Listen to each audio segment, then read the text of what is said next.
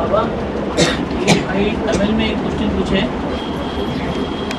तमिल में एक क्वेश्चन है कि लक्ष्मी नारायण के चित्र में नारायण को लंबा क्यों दिखाया गया है लक्ष्मी के इसमें, और नारायण पहला क्यों दिखाया गया है? पहला नारायण खड़ा क्यों है और बाद में लक्ष्मी खड़ी क्यों? जब फोटो खींचा जाता है तो उल्टा खींचता है या सीधा खींचता है? दायां बायां हो जाता है और बायां दायां हो जाता है या ज्यों का त्यों रहता है? क्या होता है? रिवर्स होगा। रिवर्स होगा, उल्टा होगा, उल्टा हो जाता है। तो ये लक्ष्मी नारायण का चित्र भी फोटो है, ओरिजिनल नहीं है, वास्तविक नहीं है। इसलिए दायां बायां और बायां दायां दिखाई पड़ता है।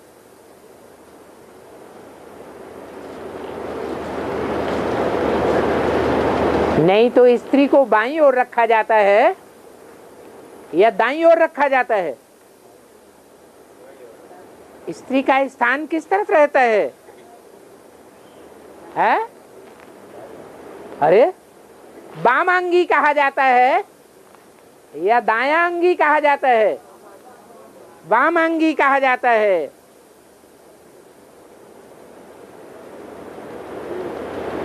लक्ष्मी वामांगी है।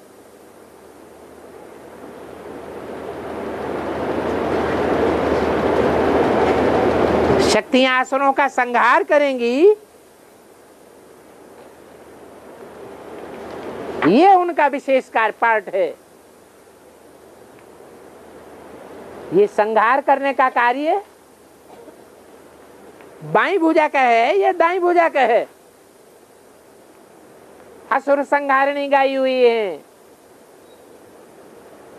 प्रैक्टिकल में शक्तियां क्या पार्ट बजाती हैं? असुरों का संहार करने का पार्ट बजाती है। इसलिए वास्तविक उनका स्थान बाईं ओर है।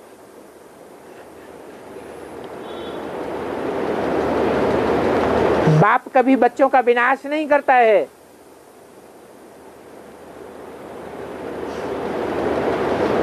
और रही लंबाई की बात,